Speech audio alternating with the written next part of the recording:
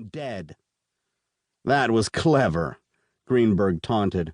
"The way you used my sentence structure against me. That was very Harvard-like." Her face went hot. "Come off it, Irene. Be honest. In your years with the Bureau, how many live, thriving victims have you found after, say, 48 hours? "It happens," Irene said. "And as long as it's possible, you'll battle the Loch Ness Monster and Satan himself to deliver the darlings from their danger. I get that. I even admire that. It's just a damn shame that your folks broke all the rules." "But you could try," Irene said. "Even if you think you're looking at a mistrial down the road, if you filed the charges, we could at least make Jennings sweat." Greenberg held his hands out to the side, a gesture of helplessness, of surrender. "Do you know what Judge O'Brien would do to me if I brought this dog to him in open court? He'd eat me alive. He'd chew on the tender parts for a while, and then he'd feed on my guts. I'm not walking into that propeller, Irene. You can call me all the names you want and stick 100 pins into your Steve Greenberg doll, but I'm not burning up my reputation on a ridiculous roll of the dice." Greenberg checked his watch. "In 3 hours, maybe less, Barney Jennings will be a free man." When he looked up and made eye contact, his demeanor softened. "I know this is tough for you, Irene. I wish it could be otherwise."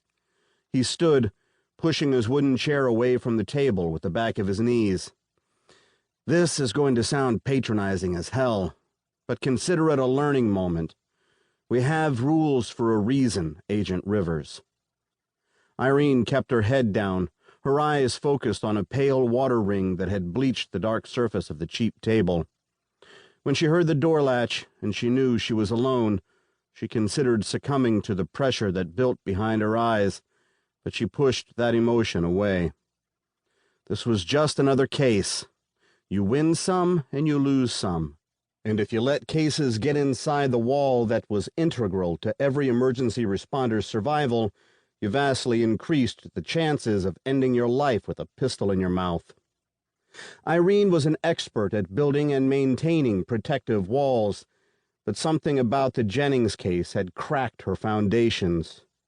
Maybe it was the volume of blood on the walls, or the forensics that showed the obvious pleasure Jennings had taken from the slow torture of Julian and Samantha Harrelson. If he was willing to do that on sight with adults, she shuddered to think what he would be capable of with the boys, Adam and Clay. She understood the passion that drove the investigating agents to act spontaneously.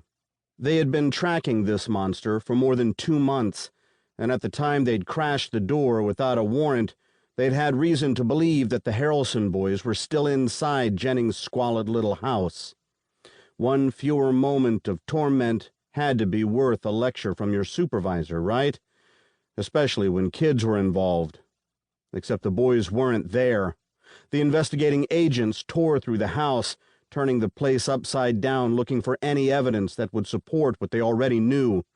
They threw Jennings on the floor, ratcheted him into handcuffs tightly enough to draw blood, and they kicked him until he confessed to having watched the Harrelson boys walking to and from school, and of harboring sexual desires for them. Later, after Jennings had been hauled off to jail, investigators found a pair of boys' underpants that matched the size and the style of name-brand underwear they'd found in the Harrelson home.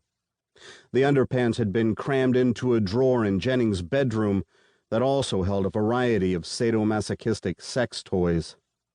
Yet that haul of evidence had been deemed by the Office of the United States Attorney to be fruit from the poisonous tree and inadmissible in court, all because 2 well-meaning, hard-working public servants failed to knock on a murderer's door.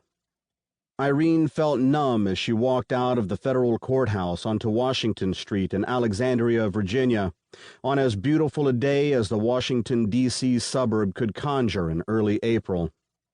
The bright sun took the edge off the chilly air, and as she walked down the sidewalk to rescue her car from the lot, she cast an impatient glance at the towering statue of the Confederate soldier that blocked the intersection with Prince Street. The soldier's back perpetually turned on the north.